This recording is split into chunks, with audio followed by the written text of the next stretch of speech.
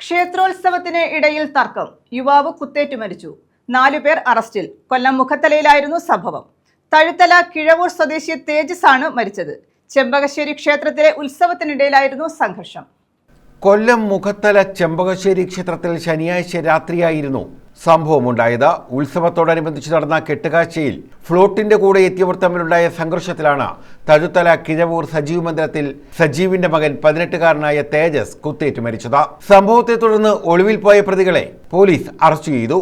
മുഖത്തല കിഴവൂർ കോടമ്പിള വീട്ടിൽ 18-കാരനായ ആദിത്യൻ, കിഴവൂർ മാളുഭവനത്തിൽ 26-കാരനായ ബിനു, കിഴവൂർ കാലാങ്കര പുത്തൻ വീട്ടിൽ 27-കാരനായ പ്രജിത്ത്, വെളിച്ചക്കാല പ്ലാച്ചിപ്പൊയ്ക വീട്ടിൽ 28-കാരനായ അഖിൽരാജ് എന്നിവരാണ് അറസ്റ്റിലായത്. സംഭവം നടക്കുന്നത് ചെമ്പകശ്ശേരി ക്ഷേത്രത്തിൽ ഉത്സവത്തിന് തുടർന്ന് നടന്ന ഒരു ഫ്ലോട്ട് ഘോഷയാത്രയാണ്. ഇതിൽ ഘോഷയാത്ര നടന്നു വരുന്ന സമയത്ത് ഈ തേജസ് എന്ന് പറയുന്ന പയ്യൻ, ഇതിൻ്റെ ഒന്നാം പ്രതി എന്ന് പറയുന്ന ആദിത്യൻ, കുട്ടു എന്ന് വിളിക്കുന്ന ആദിത്യന് ആയിട്ട് ഉണ്ടായ വാക്ക് തർക്കമാണ് കുത്തിൽ കലാശിക്കുകയും ഒരു ഇത്രയും മരണത്തിലേക്ക് പറയാൻ. ഇവരെപ്പോഴും പിടിച്ചു.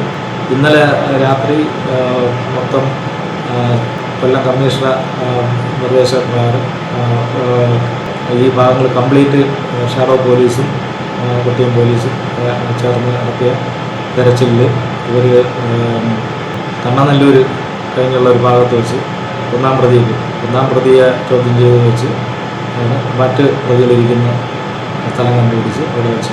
സിറ്റി പോലീസ് കമ്മീഷണർ ഹേമലതയുടെ നിർദ്ദേശപ്രകാരം ACP Anuroop, SHO Ajith Kumar, SI Saurabha, DANSAF team അംഗങ്ങൾ, CPO ഹരീഷ് തുടങ്ങിയവർ ചേർന്നാണ് കണ്ണനല്ലൂരിലെ ഒളിയിടത്തിൽ നിന്നും ഇവരെ പിടികൂടിയത്.